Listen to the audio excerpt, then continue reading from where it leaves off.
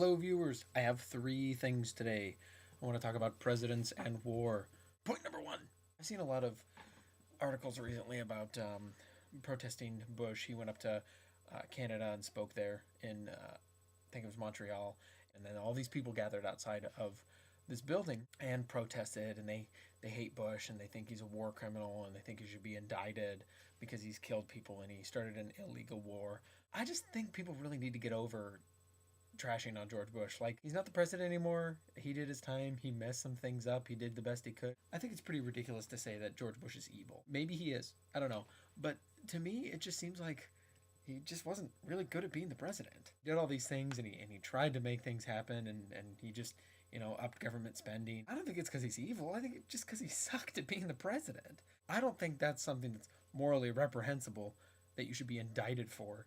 There have been bad presidents before, and I don't know if we've ever had the type of backlash against a president like we have had against him, and some of it seems like it's deserved, but some of it that's like, indict George Bush for being the president. I don't know. It just doesn't make a lot of sense to me.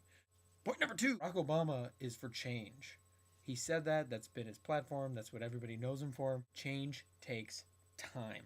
All these people who were trying to get him to do this and follow through on all these campaign promises, like, I don't think that his intention was to say a lot of things in his campaign and then not do them as the president. And people are like, well, he really needs to follow through on his promise to bring us all out of Afghanistan and Iraq, and he really needs to follow through on his promise of fixing the economy. He hasn't even been in office for barely 2 months, and the term is 4 years.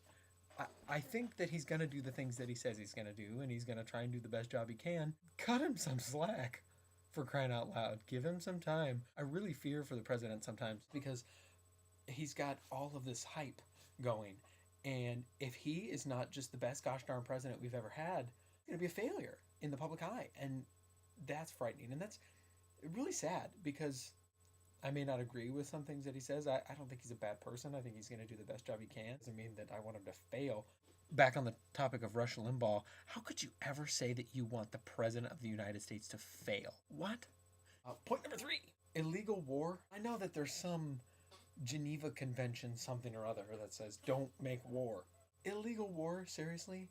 So we're going to indict somebody for going to war because we think that it's illegal. Wars happen. People fight.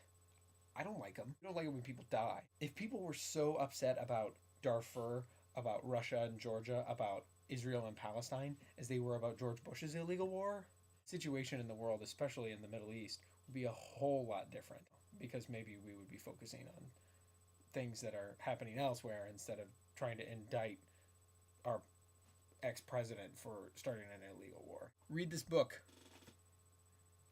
My dad says it's really good. I just started to read it. I'll let you know how it goes. Info in the sidebar. Sidebar.